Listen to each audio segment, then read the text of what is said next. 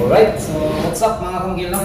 Dati ngayong araw mga kamukilis, mag-i-layout tayo ng hagdanan, no? So ito marami ding mga nagtatanong. So actual itong gagawin natin mga kamukil, ha? Hindi to lecture o demonstration, no?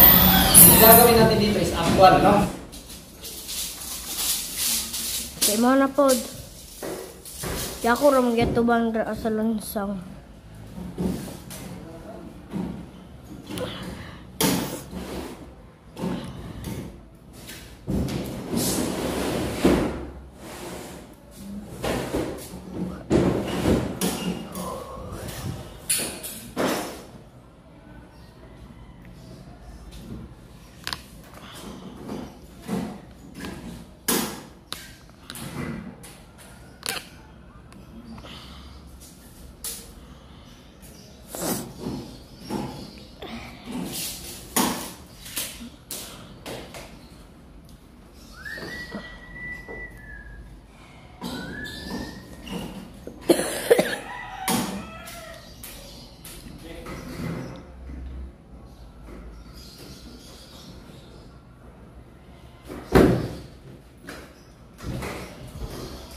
What's up mga mungkil?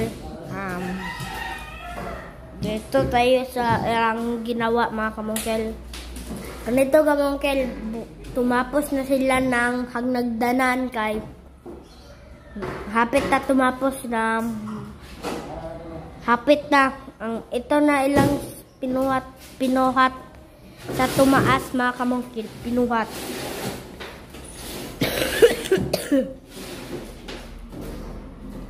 Tara mungkil. Abanti batam.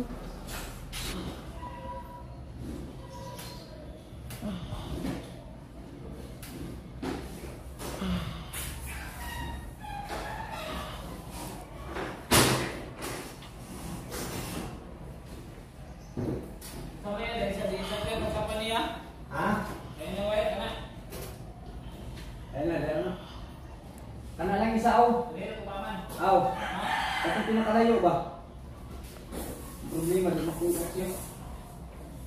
Sige lang, anak sana.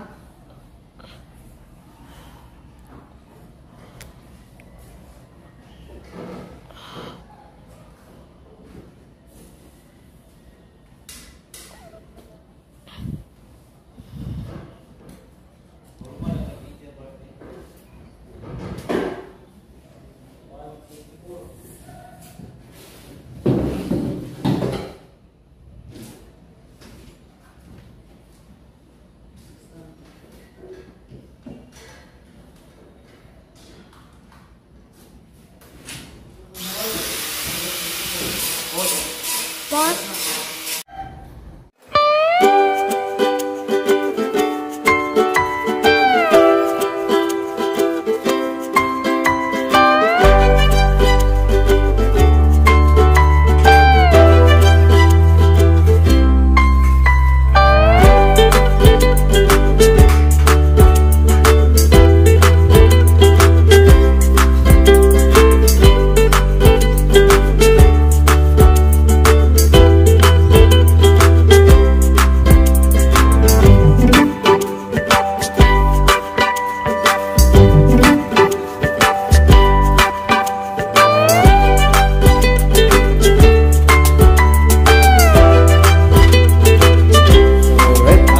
Hapon mga kamukil, no?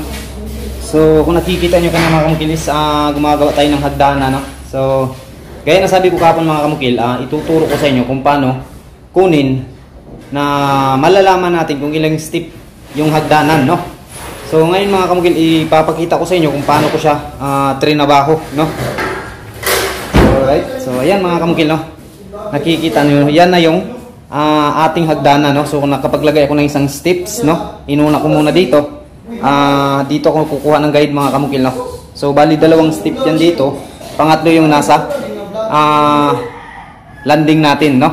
So sa pagkuha ng ilang step yung hagdanan natin mga kamukil, so kailangan pinakauna nating malaman, alamin natin kung magkano yung riser at saka lapad ng hagdanan na gusto nating gawin, no? So sa akin mga kamukil, yun yung pinakauna mga kamukil, no? Kasi pag makukuha na natin yan, malalaman natin kung ilan yung gusto mong taas ng riser mo at saka step lapad ng hagdanan. Yun yung pinakaunang formula na gagamitin natin para makukuha natin kung ilang step yung hagdanan natin. Alright? So, ito sa akin mga kamukil is 20 cm yung riser natin, no? And then yung lapad na ginamit ko dito mga kamukil is 20 cm din, no? Yung stepanan niya, no? So, gusto ko sana mga kamukil is 30 cm, no? Pero wala akong nakitang 30 cm dun sa City Hardware mga kamukil nung nagbili kami nito. So, tiles to mga kamukil ha. Yung binili namin, hindi kami bumili nung wood planks kasi alanganin ako dun sa wood planks, no? So, itong tiles na to, may sahig to dito sa loob, dito sa ilalim, no? Tapos, lalagyan natin ng bakal dyan, buhusan natin ng simento, no? Gaya pa rin ng nagtatiles tayo yung pagkabit nito. Okay? So, patuloy natin mga kamukil kung paano natin malalaman kung ilang step yung hagdanan, no? So, yung pinakauna nyong gawin mga kamukil, pag hagdanan yung pag-uusapan natin, sukatin nyo mga kamukil kung ilan yung taas ng drop ceiling nyo hanggang floor finish flooring nyo, no? Yung pinaka-finish sa flooring nyo hanggang sa drop ceiling. So, sukatin nyo yan.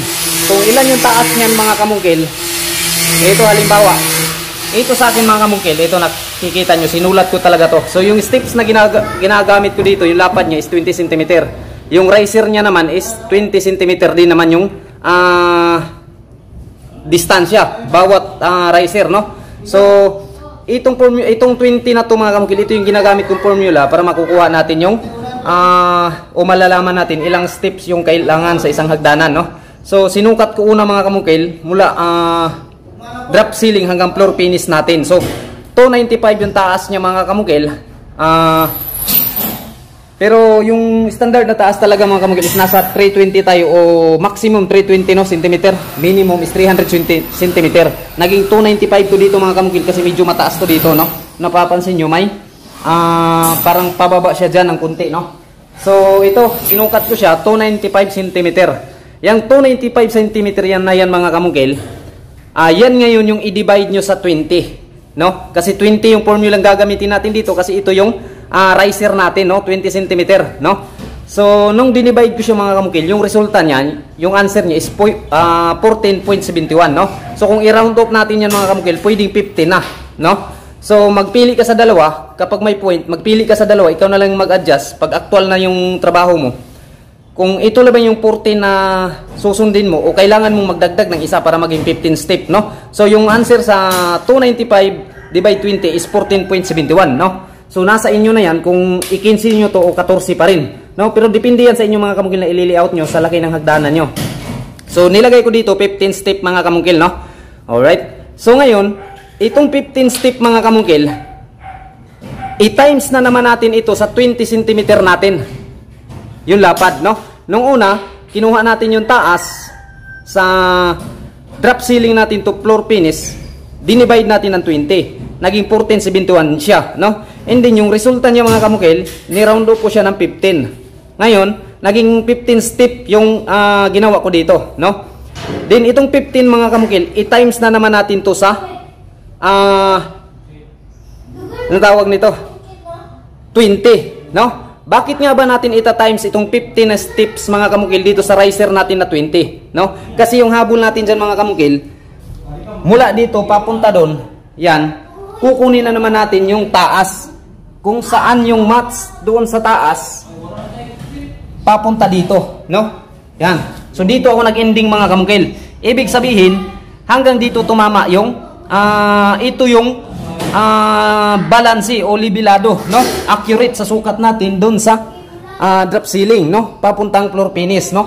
So mula doon sa dingding na yon, iti-times ko yung 15 times 20. So yung answer niyo mga kamukil is 300, no? 300 cm. So mula dito ngayon, sumukat ako ng 300 cm.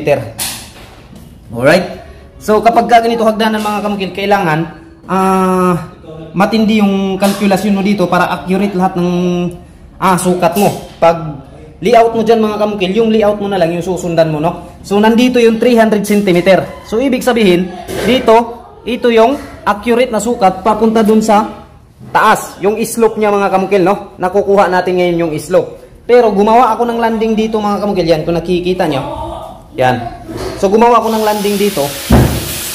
Kung ano yung taas ng tiles na ginamit ko o lapad ng hagdanan, ito mga kamukil, 75 cm to. Ito, no? Itong cord natin na ginamit natin, 75 cm. So kung ano yung lapad ng hagdanan natin dito, mag-minus ka ngayon. Mula dito sa 300 cm, mag-minus ka. Mag-minus ako mga kamukil kasi gusto ko may landing eh. Nag-minus ako ngayon ng 75 cm papunta dito.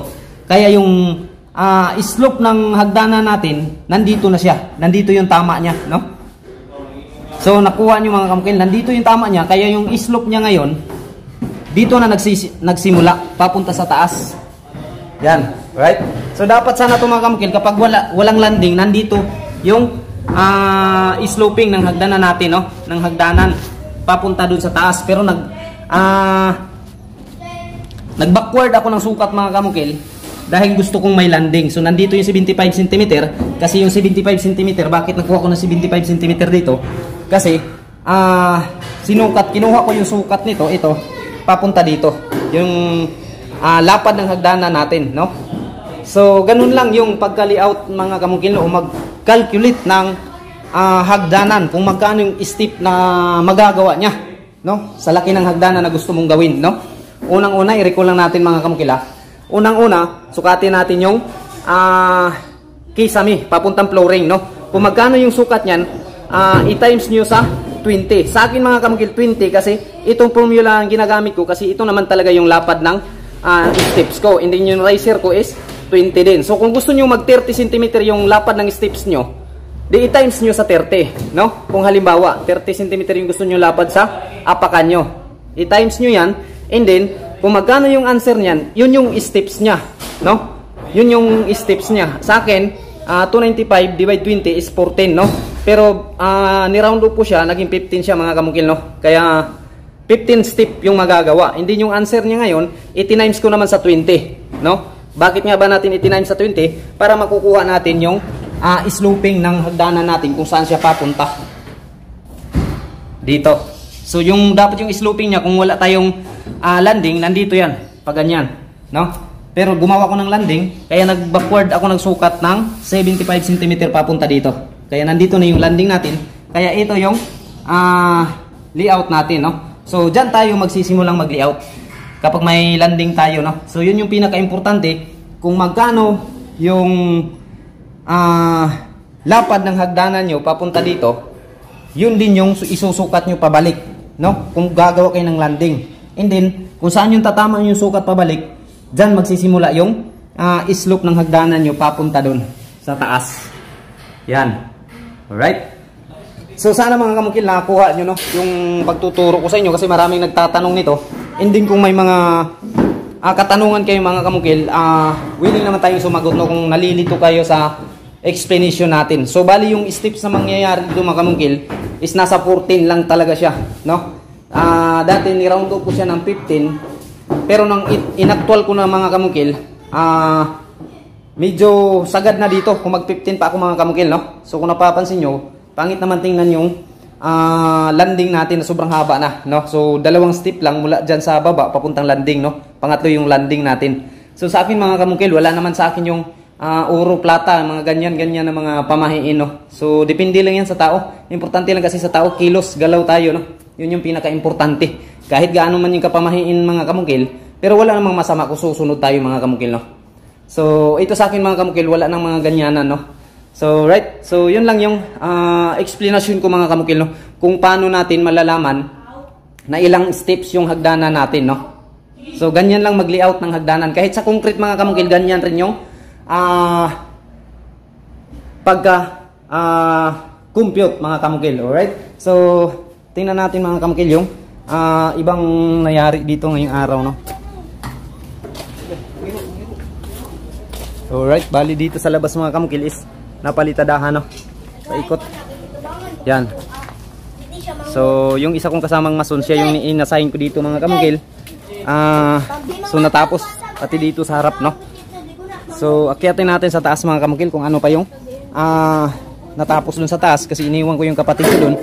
At binigyan ko siya ng layout mga kamukil, no, para sa simpleng design dun sa center light natin no? So nili-out ko una, tapos drenowing ko. Pagkatapos iniwan ko sa kanya, no? Total may pattern na naman siya susundan. So right. Ayan, natapos niya pala mga kamungkil. So ito yung cove design mga kamungkil, no? Na natapos natin kahapon. And then ngayon may design na siya sa center light. Yan. No, simple lang yung pagkagawa natin, no?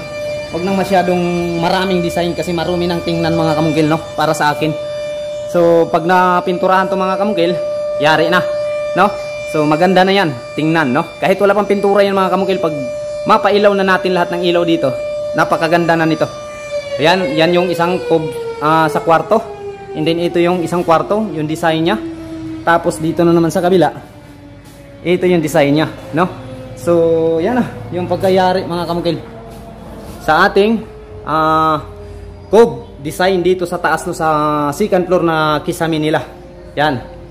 Okay, so bali yung wala dito mga kamungkil sa usapan namin is itong kwarto, dito kasali, no? So saka na lang siguro, maghihintay na lang tayo ng signal kung kailan pabalikan. Alright, so ito mga kamungkil, ito yung hagdanan niya. Yan, napapansin nyo. So bukas mga kamungkil, sana lang matapos ko to, no? Yan, so steps naman lang yung gagawin ko dito. Sana matapos ko bukas mga kamungkil. So mula dito sa taas papuntang baba, 14 steps yan mga kamungkil, no? Yung ginagawa ko dyan. So yan lang mga kamungkil. Naway sana nakuha nyo yung aking paliwanag kung paano kumuha ng steps sa hagdanan, no? Alright, basta pinakaunang gawin natin mga kamungkil, alamin natin kung ano yung lapad at anong taas ng riser na gagawin natin. 30 cm ba? So maximum pala sa riser mga kamungkil, 20 to 25 cm lang maximum, no? Ang regular na sukat talaga. So minimum is 20 cm, maximum is 25 cm, no? So wag na tayong lalampas diyan. And din sa steps naman mga kamungkil, yung lapad niya 20 to 30 cm, no? Yun yung kadalasan sukat na ginagawa ko sa hagdanan, no? Iwan ko lang sa iba, hindi ko alam, baka mas meron pang malapad sa kanila, pero basta sa akin mga kamungkil, pag lapad ng hagdanan hanggang 20 lang ako pinakababa, 30 yung pinakataas. Alright? So yan lang mga kamungkil. Huwag nyo sanang kalimutan mag-subscribe sa akong YouTube channel. At meron tayong FB page alias Mungkil tayo sa FB. Naway sana huwag nyo kalimutan i-follow mga kamungkil. At higit sa lahat mga kamungkil, sana